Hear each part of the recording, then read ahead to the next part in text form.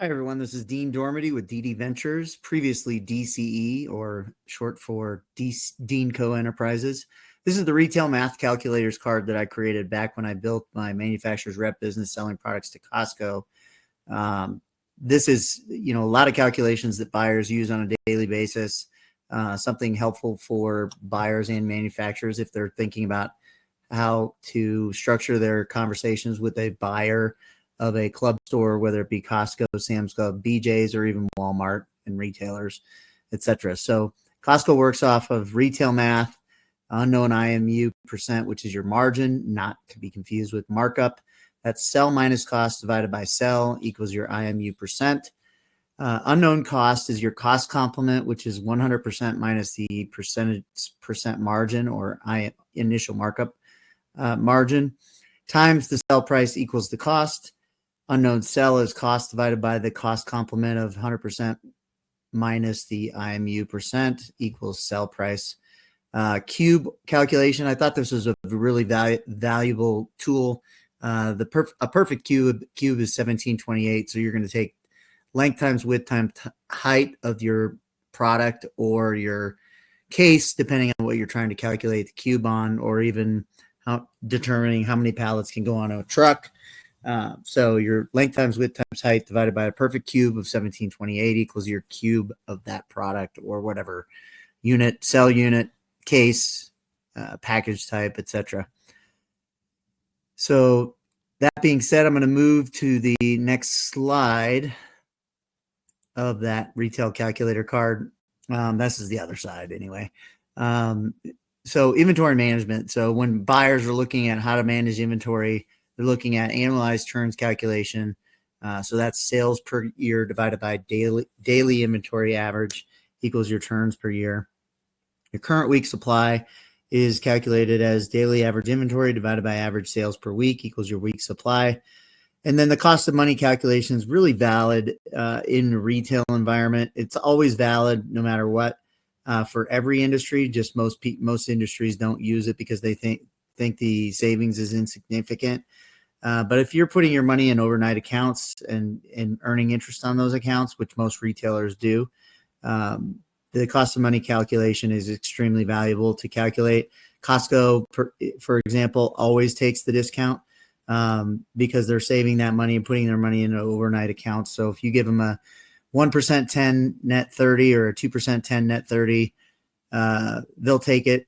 I mean, you can go out you can calculate this out to pretty much infinity, and the discount always applies and makes sense.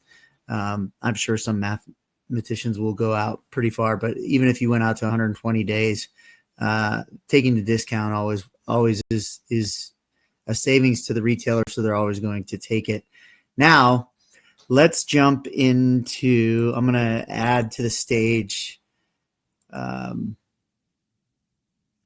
different presentation, a different, the actual calculation here. So in Excel. So it looks like you can see that. So I'm going to dive right in here. I've done all this. This is all from the retail calculator card here. So unknown IMU percent is your margin, not to be confused with markup. And here's how you calculate the markup. So retailers are going to use margin versus markup. Manufacturers typically use markup. It's just a difference in how you're calculating. And as you can see, it definitely changes what percentage you're talking about. So in this particular case, Costco never marks anything up more than 14% on their branded items. I do believe they've changed it to their Kirkland Signature, their private label brand, can go to 15% as long as the cost per ounce or cost per unit is not more than the branded product. So to get into that calculation, it's, I always like to use $9.99 just because I know the cost complement of 14% is 0.8601. So $9.99, 14% margin. So the cost is $8.57. That's essentially how you get to the calculation here. 99 minus 857 divided by 999 equals 14% margin. If you're trying to figure out the cost, you're trying to figure out the cost of an item, and you know that Costco marks something up 14%. It's not always going to be that case. They've got other costs that are involved, especially if they're shipping their products through their depot and distributing to the stores. There's a net landed cost that the distribution, the cross-dock charges to the warehouses that reduces their margin.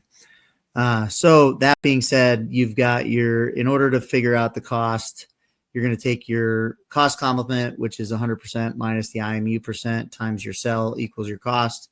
So 100% minus 14% is 0.8601 times 999. The sell price will get you to an 857 cost. So you're backing into that cost. That's just how you back into it. So unknown sell. So if I don't know what the sell price is, but I know what the cost is, and I know what the margin is supposed to be, I can figure out what the sell price should be. Depending on the buyer, they like to get to a specific sell price. So this particular calculations, the cost is 857 times 100% minus your cost complement minus the margin equals 999. Same thing with the length times width calculation. A perfect cube is 1728. I just put in representative numbers of a case, or let's say the case's length is 4, the width is 5, the height is 3. We've got a cube and then we divided that by 17. The perfect cube gets us to 60. So that's the cube of that case.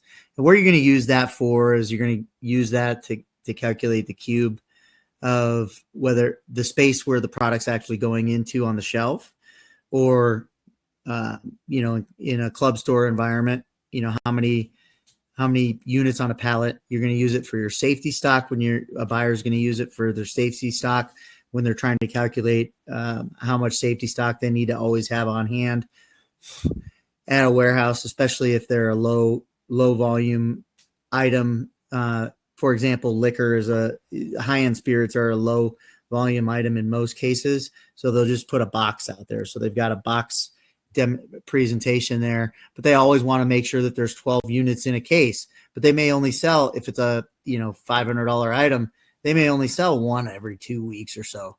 But they want to have at least some kind of presentation so that it looks like, the product's there on the shelf.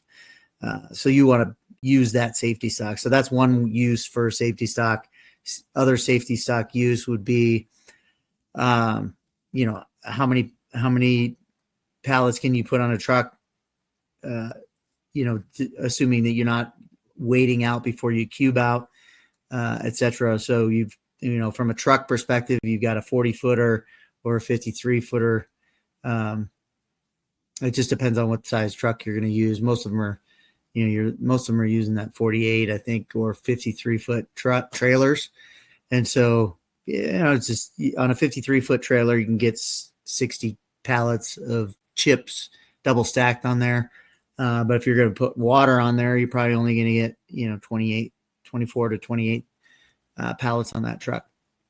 So that's a couple ways cube is used.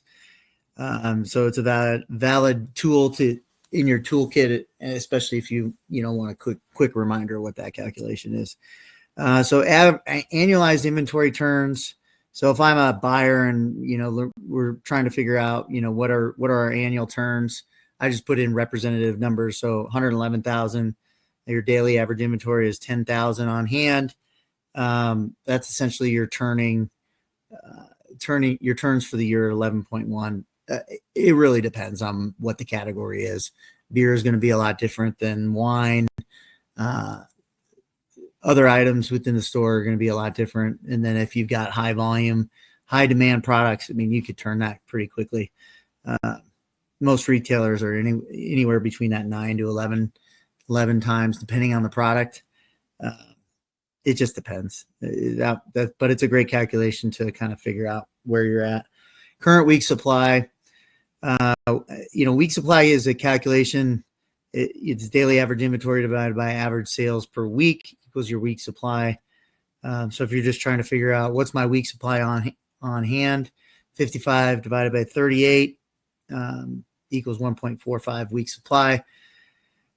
that's where the days of supply calculation comes in. So if you're trying to order on a order interval perspective, it depends on a couple variables come into play. So how consistently does your supplier deliver? If they're supplying every week on a Wednesday, this is a pretty common tool to use.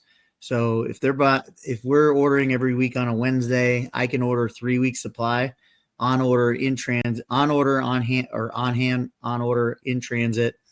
And I can order to a 3.1 week supply because I know that every single week I need enough on hand to deliver at let's say they're delivering on Wednesdays. I need to order for 3.1. I need to order 3.57 week supply there. So it just depends on the calendar date and the weeks of supply. Now, other categories. So I went from Costco, which was food mainly, and beer, wine, and spirits. So I understood how to calculate it from a day's supplies perspective. But then you go to month supply. So when I went into distribution of electronics, a lot of those products didn't deliver for 6-9 months at a time, and it really depended on their manufacturing output. So that 6 months could be pushed out even further. But in order for me to kind of wrap my head around it, I ordered it based on a month supply. And that's pretty much all I've got for the retail calculator card. I hope you enjoyed this video. Please like and subscribe. If you'd like to work with me with anything related to retail, be happy to discuss how we can position your products to go to club stores and potentially introduce you to the right brokers or to the right buyers that you may be interested in speaking to. That being said, have a great day. I hope you enjoyed this video. Talk to you soon.